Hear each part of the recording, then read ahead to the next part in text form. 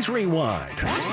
Presented by Hamul Casino. With thrilling slots and tables and all the best rewards, Hamul Casino has all the fun you're looking for. Hamul Casino. Fun above all else. We had a scoreless game going to the bottom half of the second. Marlins lefty Trevor Rogers took the mound. Donovan Solano put the Padres ahead. One pitch hit in the air to deep left field. Gordon is back. He is at the wall. Gonna look. Gonna go. Home run, Donovan Solano.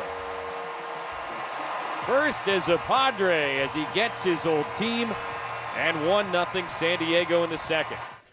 But the Marlins answered back in the top of the third against Michael King. Jazz Chisholm Jr. at the plate. 2-0 pitch, swung on, hit in the air to deep right field. Tatis back, all he can do is watch. That's a long home run for Jazz Chisholm Jr., his 8th of the year. And just like that, this game is tied 1-1. The score stayed tied at 1-1 for a while. That was until the 7th inning. The Padres had the bases loaded with 2 men away. Jake Cronenworth dug in. The count went to 3-2. 3-2 to Cronenworth. Bender delivers, and outside, ball 4. Kim will score, and the Padres lead it 2-1.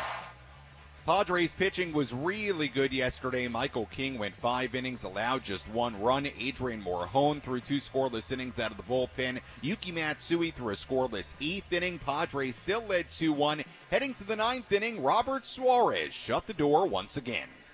Suarez trying to collect save number 16. The pitch is a broken bat roller to third. Manny charges. He's got it. Fires to first in time, and the ball game is over.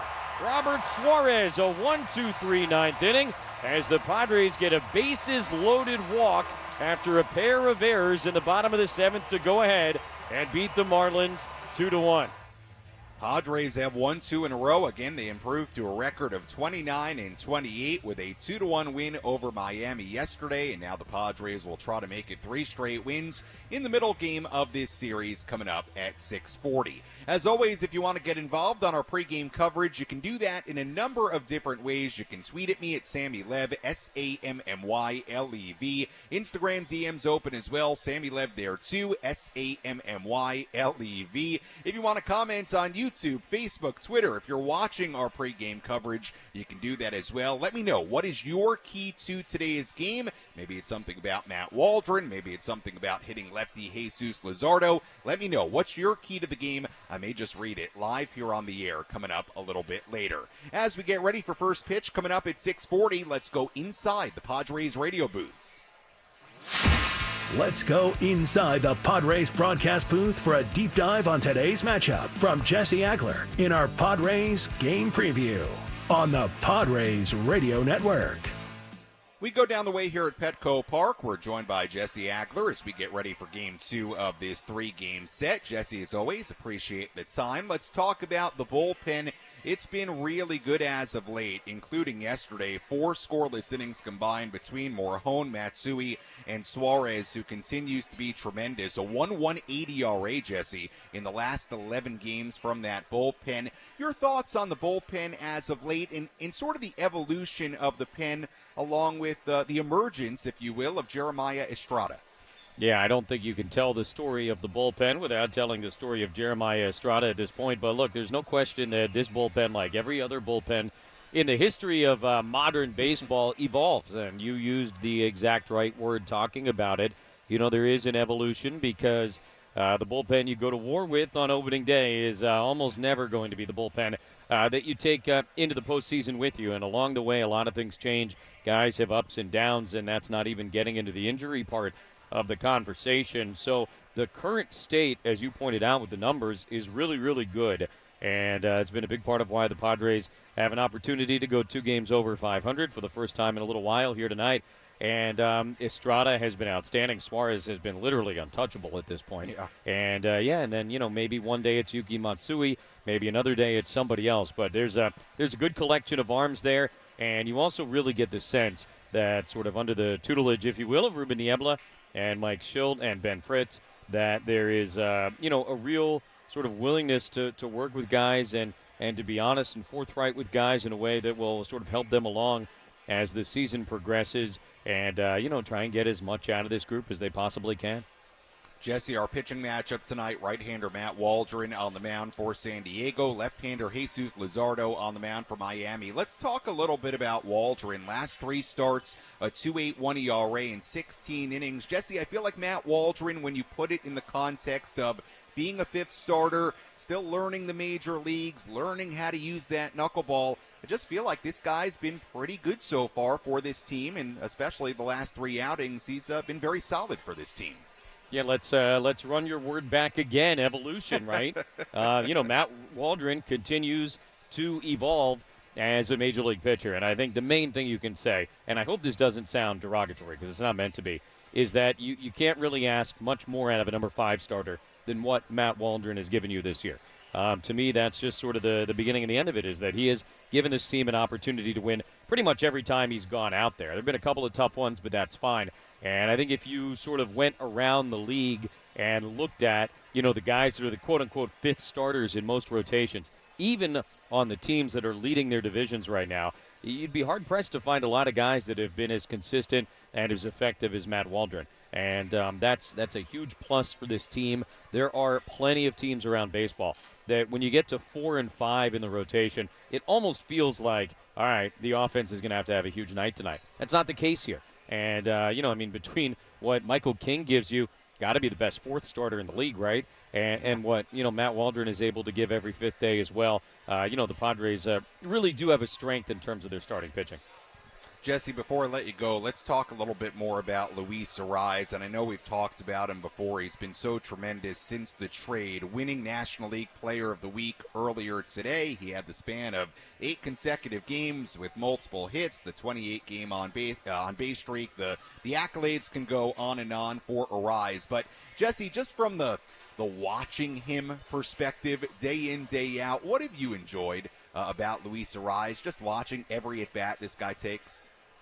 It feels almost automatic. And, of course, nothing in baseball is automatic, despite what Robert Suarez is doing right now, and it feels automatic. But, I don't know that I've ever, because I didn't get to watch Tony Gwynn take 4 at-bats every day, right? I wasn't I was a kid living on the East Coast. I got to see the highlights like everybody else on the other side of the country, but that was it. I've just never seen anything feel as close to a sure thing as this, at the plate.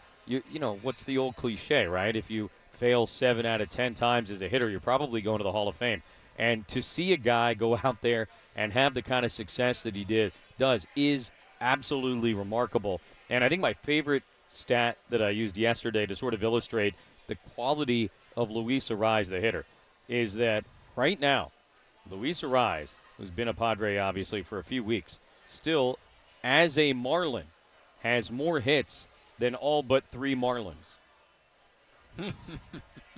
There are only 3 guys on the Marlin roster who have more hits right now than Luis Arraez did when he was a Marlin. That's how sort of in his own category the guy is right now, is that he is still out hitting just about everybody in the opposing dugout, even though he's been with the Padres now for, almost a month. That's ridiculous.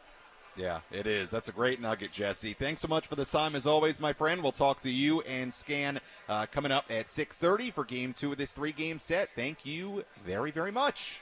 Thank you, Sammy. All right, that is Jesse Agler joining us here on the EcoWater SoCal Padres pregame show as we get ready for first pitch. Coming up at 6:40 here at Petco Park. We've got a lot to do between now and then. We'll hear from the man we just talked about, Luis Arraez. He's facing a guy he's very close with in Marlins left-hander Jesus Luzardo, so we'll hear from Arraez on that, and we'll also hear my conversation with Jake Cronenworth from earlier today. Jake and I talk a lot about him playing second base because it is rather interesting. Cronenworth was playing first base every day, just like we thought he would coming out of spring training, but all of a sudden after the Xander Bogaerts injury, Cronenworth is now playing second base almost every day here. So we talk a little bit about that and plenty more with Jake. I also do want to, you know me, I like the food here at Petco Park. Before I go to break, I do want to point out one food item that I do think you need to try here at Petco Park. In fact, I had one of the items available at the stand yesterday, and I have a couple of people in front of me here dining on the hot hen sandwich. Is it good? The hot hen sandwich, really good. We got thumbs up all the way around. You can get the hot hen sandwich. You can also get the Cool Hen Luke. That's another one. I think that's the name. I didn't look this up before I started talking. Or the tenders, which are called, I think, No Bones About It. I don't know if you saw that on the menu. The tenders are great. So you have to check out the Hot Hen, San Diego's finest hot chicken sandwich. I'll tell you where you can get it. You can get it for sure, a couple of places, I think, but you can certainly get it inside the Mercado on the lower level of the stadium. It is really, really, really good. So just my recommendation on this Tuesday for you if you're coming to the ball game here today. When we come back, we'll hear from Padres manager Mike Shildt and much, much more to come as we walk you up towards first pitch coming up at 6:40 here in downtown San Diego on the Padres Radio Network. You're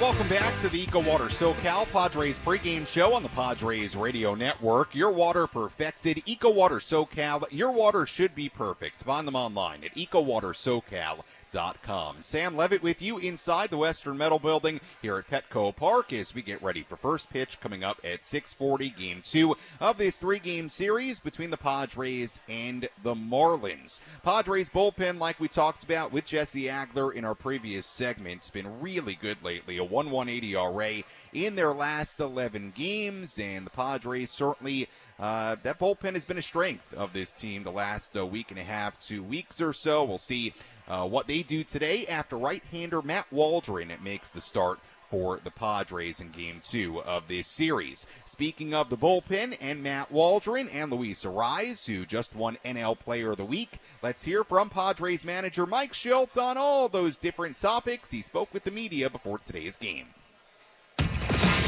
Let's pull up a seat in the manager's office and hear from Padres manager Mike Shildt. Presented by Sinley Food. Spice up your culinary life.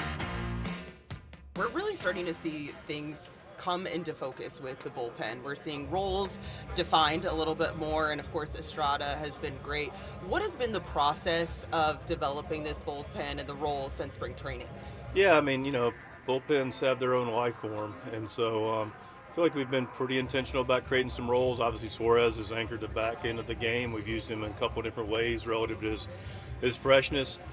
The fact of the matter with roles is, we continue to and will always try to put guys in their best position relative to the matchups. It's not always ideal every day. Also relative to people's freshness. Our starting pitching's been able to get deep into games the last couple games, and the other time when our bullpen was in a really, really good spot, it was a benefit of, the starters going deep, which is a big part of it. There's a relationship between the starters and the relievers. And then beyond that, it's really about guys getting outs. It really simply comes down to that. I mean, and guys have been able to do that. You mentioned Estrada. He's done a tremendous job of grabbing higher leverage very effectively. Adrian just took the next step, I felt like, yesterday in a tie ball game, grabbing the 6th and the 7th. So, when guys are able to step up and get their outs, and Yuki did a nice job again last night. Then it crystallizes how they can be used, and it keeps everybody in the right spot in two ways, with the starter and then with also guys being able to come in their lane and be able to get the outs. I was talking to Ruben in Cincinnati, and he was saying that he feels that part of the reason the numbers, really specifically since May 17th, have been so great for your relievers is that the roles are starting to feel defined and that the group is just gelling well. How rewarding has it been for you to work on this with your staff and then to see it pay off? And you gave some examples from last night. Yeah, like I said, again, bigger picture answer to the question. I mean, we've been able to we've established a lot of roles throughout the season.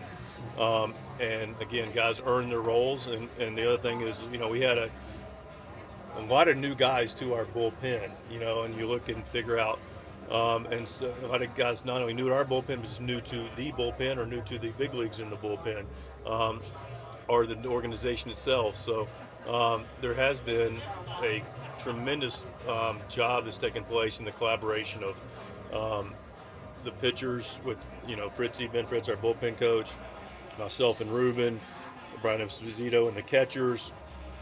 We talk at the beginning of every series, the catchers and me and Fritzy and Ruben, and we started to have more dialogue about the relievers and how they're being used and what their best pitches are and how their effectiveness is, how they're all the different things that come into it and more. And so we just continue to work together, and here we are. How special do you think this group is? Like, since May 17th, some of those numbers for the relievers, first in whiff, first in opponent average, first in opponent OPS, great numbers. How special are they, and do you think that they've reached their full potential? No, I wouldn't expect us to reach their full potential. I think we've done a really nice job, and let's build on what they've done well, which is attack the zone. I think a lot of it's been as much stuff as been as much mentality and confidence. So let's continue to do that, and let's look to add on. With Matt Waldron on the mound today, last few outings have been pretty solid, top to bottom. Your thoughts on what he's done as of late? Yeah, I know he's done a nice job of throwing the ball in the strike zone. The knuckleball usage has been, we're still figuring out what that sweet spot looks like, but we know that it's an important part of his arsenal and being able to establish, especially early on.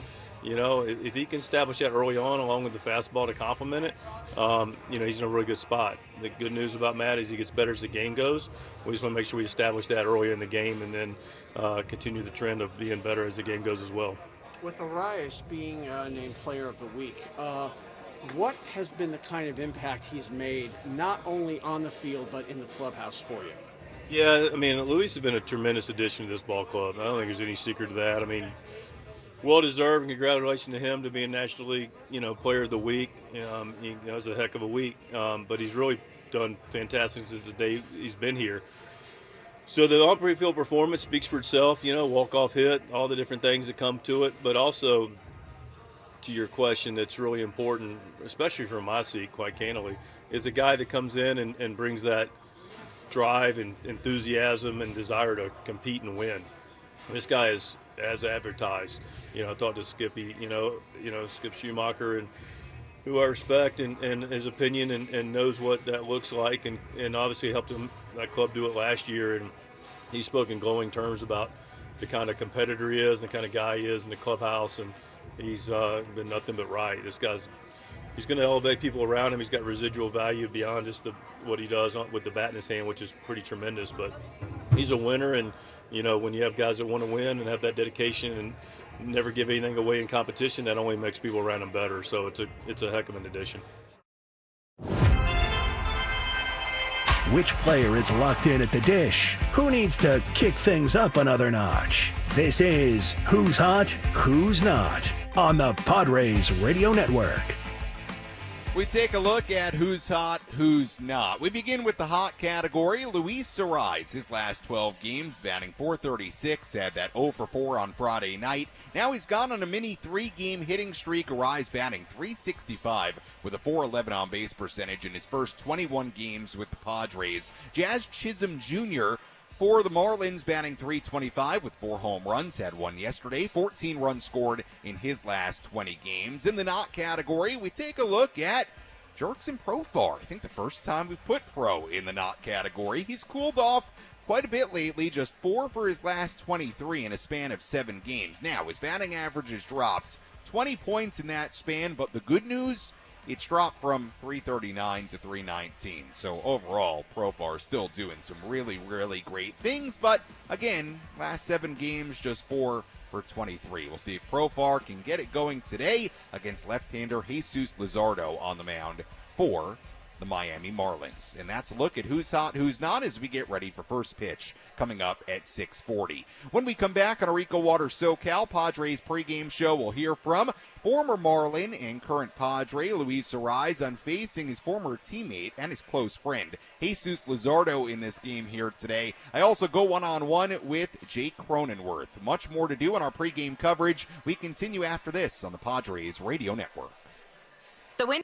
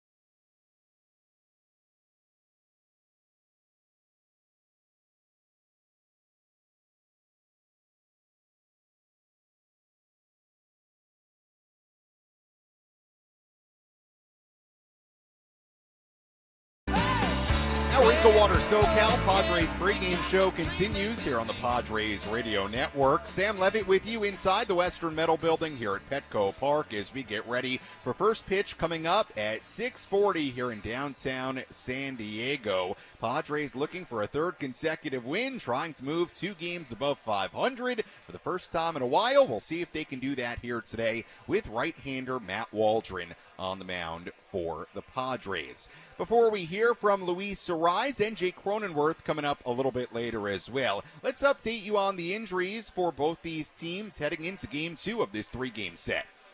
Who's in? Who's out? This is the Bada Fulkerson Injury Report, presented by San Diego's Bulldog Injury Attorneys, who hope you're never in an accident. But if you are, make Bada Fulkerson the first call you make. Hit them up 24/7 at badafulkerson.com.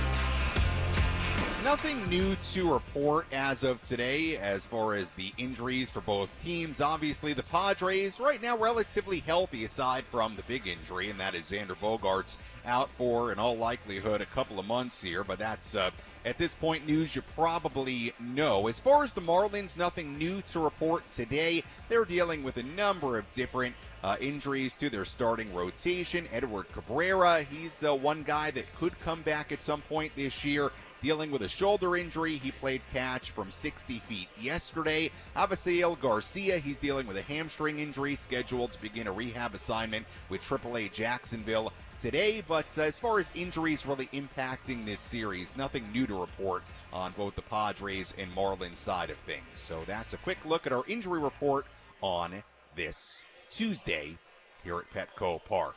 We'll hear from, once again, Luis Suarez and Jake Cronenworth coming up in just a bit. Let's take a quick look at the out-of-town scoreboard.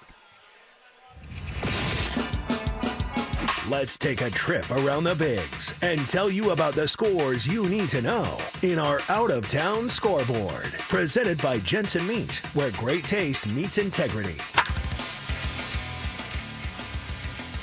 Let's tell you what's going on around the major leagues today. We have a handful of finals already today around baseball. Let's first tell you about a rainout. Pirates and the Tigers in Detroit, they were rained out. They'll make that game up tomorrow. Other games that have gone final so far today.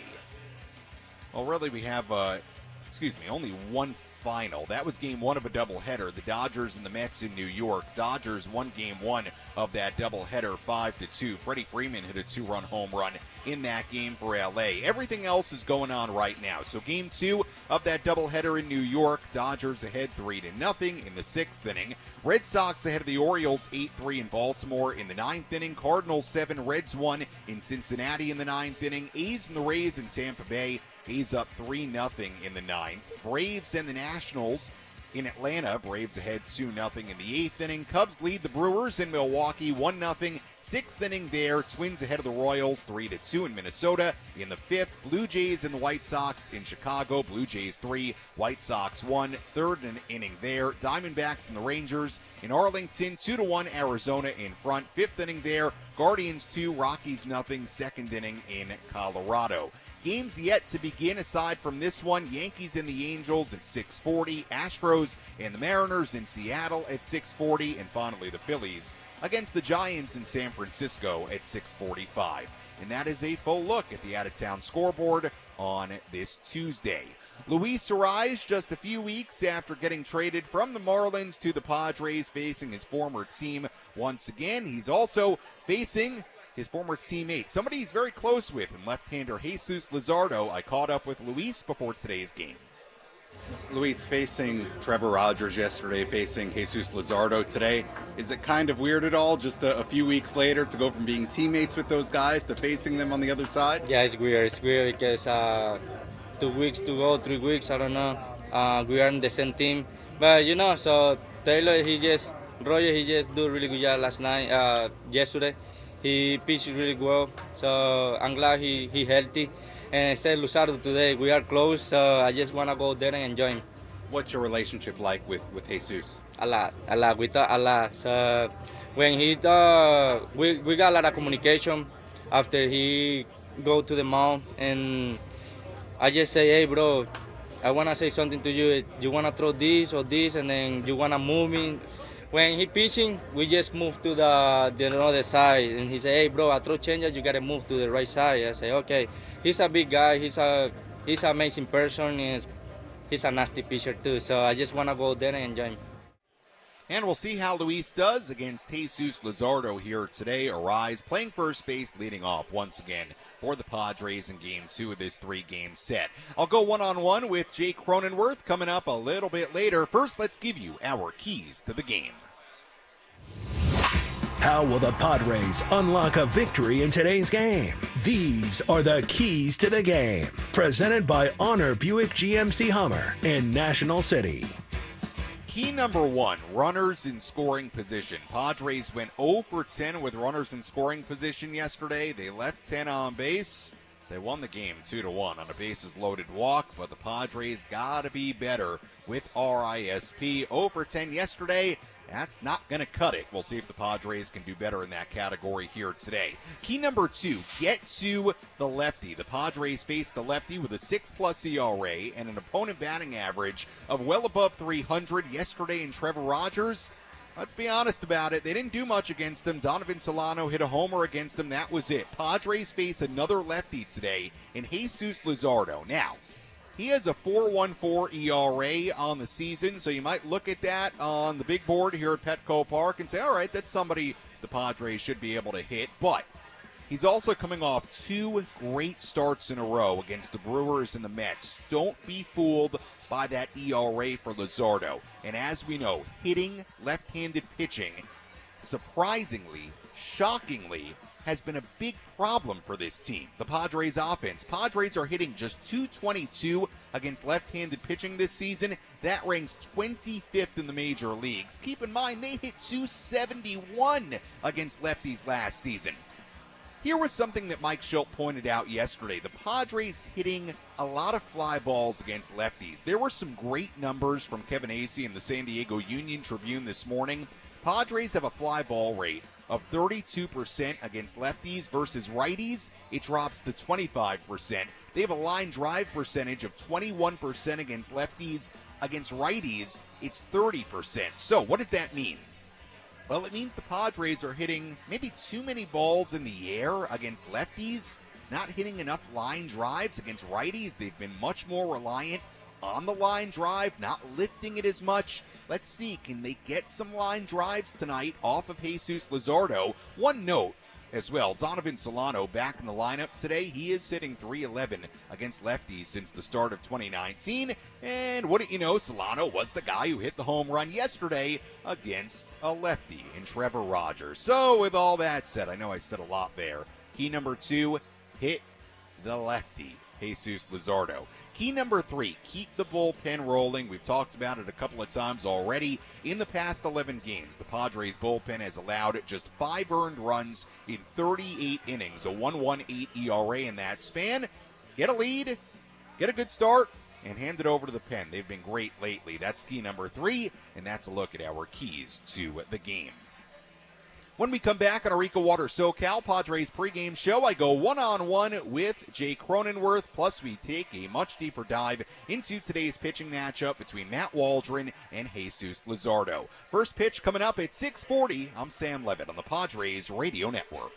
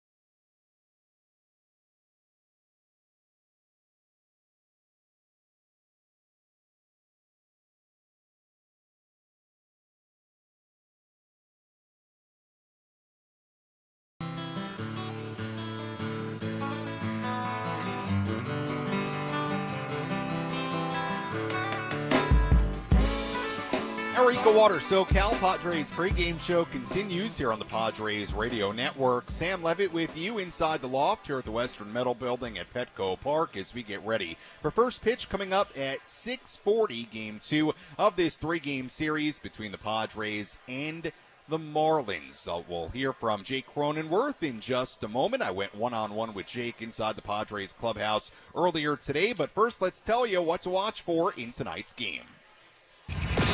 What's the one thing Sam Levitt will be keeping his eye on in today's game? This is What to Watch For. Presented by Genesis Home Improvements, San Diego's trusted painting, roofing, and window company. Save 15% today on a new beginning for your home. Visit GenesisHomeImprovementsSD.com. What to watch for in today's game.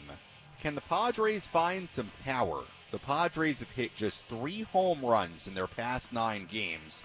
One is by Fernando Tatis Jr. That's a guy you expect power from. But the other 2 are from guys you wouldn't necessarily expect it from. Luis Ariz and Donovan Solano. So again, 3 home runs in the past 9 games. Padres can hit for more power than that. But can the Padres get that power game going? Fernando, Manny in particular? We'll find out. But getting some more power, that would be nice to see here tonight. That's what to watch for in today's game against left-hander Jesus Luzardo. We'll take a much deeper dive into our pitching matchup here tonight between Matt Waldron and Jesus Luzardo in just a little bit. But first, I caught up with Jake Cronenworth inside the Padres clubhouse earlier today. Sam Levitt here on the Padres Radio Network as we get ready for today's game, and I'm joined by Jake Cronenworth. And Jake, before we get to anything baseball related, I want to ask you about this soccer game of sorts that I just saw you playing with athletic trainer Ricky Huerta. Can you tell me what's going on here? It looks like a soccer game you play with your fingers. Yeah, it's a Bino board. It's actually a company in Phoenix, and I got it. Just something to have fun with in the clubhouse during some downtime and beat up on some people in finger soccer. Finger soccer, I like it. Who won the match between you and Ricky? I did. Yeah, Ricky's never beat me. There's a lot of people. I've won almost every match outside of a few, so. All right, Jake Cronenworth, not only an excellent first baseman, second baseman, but the finger soccer also elite at that. As far as, and this is a good segue into this question, I mean, we see guys in here all the time, playing cards or playing ping pong. How important is that kind of stuff throughout the rigors of a baseball season? Yeah, I think, little games are always fun. It helps keep you relaxed in our downtime that we have here at the field, and still obviously competitive and keeping that edge and just having a fun time when we're, before we have to lock in for the game. Speaking of locking in for the game, I want to go back to your at-bat yesterday in the 7th inning. It's a big spot, bases loaded, you get to a 3-2 count, and I'm just wondering, in that kind of situation, a tie game, how do you balance in that at-bat between trying to do damage but also understanding that a walk drives in a run, and a run that could ultimately win the game, and it did? Yeah, no, I mean, there's definitely kind of that fine line between, do I want to do damage here, or, am I trying to really have a tough at-bat? And, the situation of the game where we were, the outs, who was in the game pitching for them, kind of dictates what you're going to do in that at-bat. You were pretty fired up after the walk. I noticed it. I think others noticed it as well. What did you feel about that walk at that point in the game? No, I mean, it was a big at-bat. I mean, bases loaded, 2 outs, and, we couldn't convert in I think it was the previous inning with bases loaded and 1 out. So to come through there with a walk and get the go-ahead run in, and with the 2 guys we coming out of the bullpen is huge. A recent development for you has been playing second base. It's been almost every day the last week or so. Obviously, you started the season playing first base. That's where you played most of last season. With the injury to Xander, what has it been like now transitioning to playing second almost every day here? Yeah, it's just getting re-comfortable, going out there and getting my prep work in, and just making sure that kind of dust off the books on the shelf a little bit. Just get re-comfortable over there. It's been a position I've been familiar with, but just been away from it for a little bit. So you make it look easy, but is it difficult to do that after playing first base every day for so long? Yeah, I mean, definitely. It's different angles you got to take to the different balls, and some different throwing angles, and obviously double play turns and some other things that are, intricate towards second base. But just kind of getting readjusted over there. What about the double play turn in particular? Because that's one of the most difficult aspects, I would imagine, of playing second base. How do you reacclimate to doing that? Yeah, just, obviously don't want to throw your arm out doing a bunch of double plays, but just working on your transfer more or less, and, just being quick and simple, and just giving Louis over there a good throw. Jake, appreciate the time as always. Good luck with the baseball career and the finger soccer career as well. The Bino board, I learned it's called. Appreciate the time as always today. Thanks so much. Absolutely. Thanks, Sam.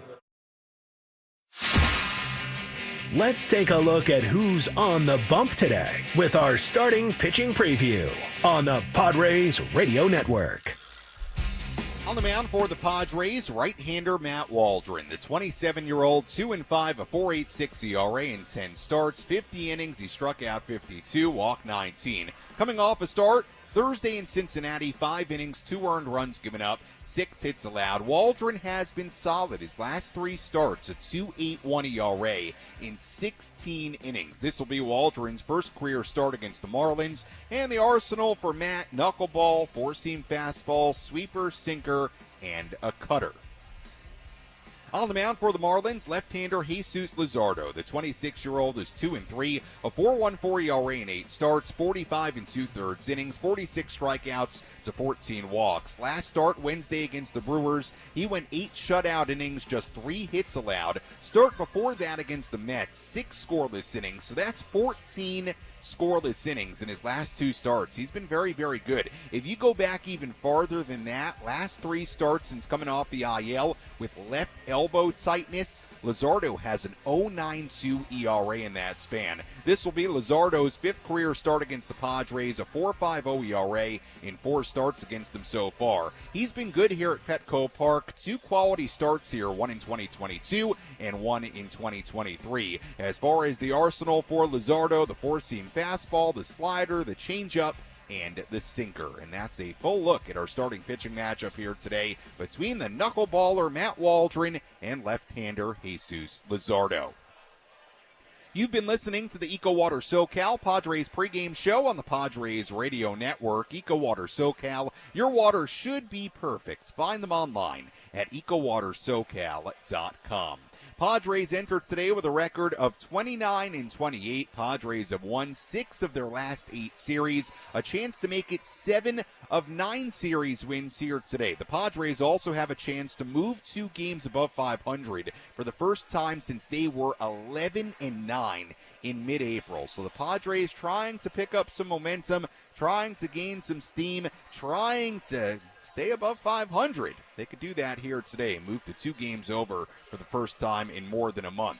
Meanwhile, the Marlins enter this series 19-36.